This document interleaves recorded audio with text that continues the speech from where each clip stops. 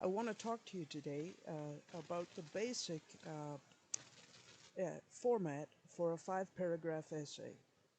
If you went to school in Ontario in grades 3 through 12, you would have been taught the five-paragraph essay. And that's what we're looking at here. This video is intended for college and university students who would be writing essays. It certainly could be applied by high school students, senior high school students as well. And junior high school students should be taught. I would teach it to all ages, but uh, this is intended for my students who are college and university students. Here, what we have is what I would say an outline. You may have called it an outline in the past, but I call it a skeleton because it's like the bones, the bare bones of an essay. It's missing the substance, is to be filled in later, but it gives you a guideline for how to write an essay.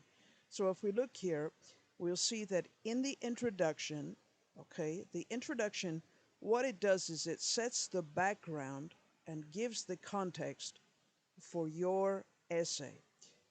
You should give the background, any background. It should be a minimum, absolutely minimum of 3 sentences. Every paragraph in an academic essay should be a minimum of 3 paragraphs. I know I'm generalizing, but for my students, this is the rule. So minimum 3 sentences per paragraph. You have an introductory sentence here that introduces our topic, and I've picked a rather simple topic. You'll see, you'll see that I love cats, and so I have this thing about Mickey, my cat. I've written it simply on purpose, although certainly complex topics can be used with the same principle, but I'm hoping that anybody would be able to understand my simple illustration, then you could apply it accordingly. But anyway, you start with a topic sentence that is, it's not general. Some people say, oh, start with a generalization. No, it's not a generalization. It's a specific to your topic. If your topic is Mickey the cat, then you start with the topic, which is Mickey the cat. Don't start with all cats are nice or something like that. That's not okay. Start directly with your topic, and then the thesis is even more specific. Here we have the thesis statements. Mickey's mischievous personality is expressed to the attentive observer in the intricate movements of his eyes, ears, and paws. This is not a profound statement. As I said, I'm using a simple illustration, but what you'll see here is I have a statement that I am going to prove in my essay, and I have 3 main points listed here: eyes, ears, paws. Those are my 3 main points. Most essays should have a minimum of 3 main points. In longer essays, you might have 5, you might have 7, you might have 9 main points. Depends how long your paper is. But for our purposes, for a general short paper between 2 and 5 pages long, that would be anywhere between, say, 400 to 800 or 1,000 words. Uh, Basically, double spaced on the page, that's what I'm assuming. Uh, you have 3 main points. And you should list the main points right in that thesis statement, the statement here in bold, or it could be in the sentence next to it or right before it, but it should be listed. And my students, I want it listed in the thesis statement. Uh, it should be listed in the introduction. And then you should have some type of transitional sentence. That could be a topic on its own self, but leading to our first main point. Now, the first main point has to be the eyes. We've listed it first. We've said it's the main point. And so our first sentence, we start with the topic sentence about the eyes. And then this part here, see, an academic paper is not okay just to give opinions. It, it must be facts, data, details, example, quotes, citations. Uh, you should be using substance, the main part of your paper. It's the part that's missing in this paper, but it's only used as an illustration to show you. This is where you would integrate your quotes and citations right into the paper. and that would be in another lesson.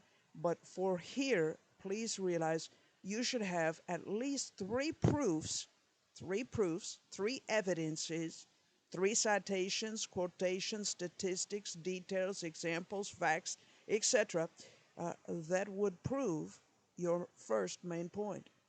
And then you should have a transitional sentence leading to the next main topic. We've mentioned the next main topic is going to be ears, so we should have some sentence linking the eyes to the ears. And then our next main point right here is this topic sentence talking about the cat's ears. That's our next main point. That's our next main point. The same thing. You must have quotes, data, statistics, facts, etc. At least three proofs per point. Finally, category 3, that's our last point after the transitional sentence of the ears leading to his paws. We have a transitional device used there. That could be a lesson on its own self. You could look up transitions for more information. But basically, yeah, what you're doing is you're acting as an introducer, saying, this is what I've just talked about, and here is the next part I'm leading to. And the last category here would be about the cat's paws. This part here is the third point we said we'd mention, and here it is. And so now what you do, you have an introductory topic sentence about the paws. Then again, you put in facts, data, details, quotes, examples, citations, three proofs minimum. Minimum of three proofs. You could have more, but it's not good to have less. You should have substance. What makes an academic paper are your quotes and citations, showing that you have proofs, that you have evidence to back up your claims.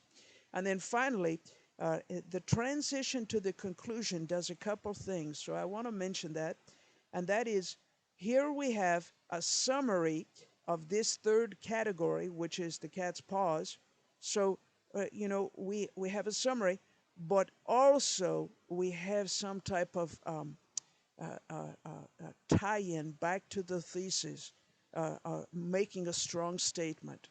And you'll see here, it says they're lethal weapons. It's leading back to that thesis statement. The connective tissue are the words, the transitional words, strong words. That'll be a lesson on its own when we talk about thesis. But the words used in these sentences should all link back to the thesis. You should not mention anything in these sentences that I'm showing you here in this video. Nothing should be mentioned that is outside of your thesis. Everything mentioned here must tie back to the thesis. It's got to be related to the thesis. That is the strength of an academic paper.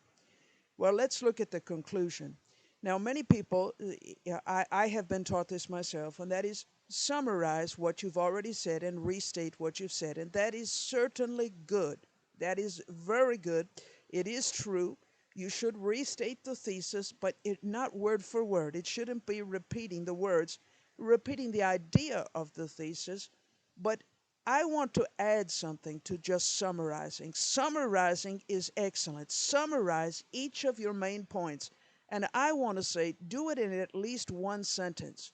Summarize the first point in at least one sentence. Summarize the second point in at least one sentence. Summarize the third point in at least one sentence.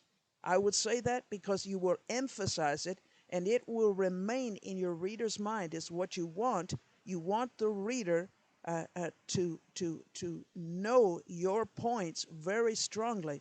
So you're restating them, but don't simply restate them. Interpret them. Interpret them in light of your thesis. That means bring light to them. Show how they link to your thesis.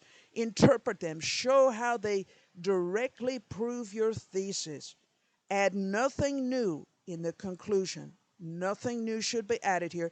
And there are exceptions. It depends on the type of paper you're writing. Your teacher may ask you to make recommendations. Your teacher may ask you to what further research is needed. You obey your teacher. But generally, in a 5 paragraph essay, you add no new information in the conclusion. This short video, what I've emphasized here is to show you the outline of the skeleton essay that I've called, hoping that it'll be helpful to you in writing your paper. Thank you.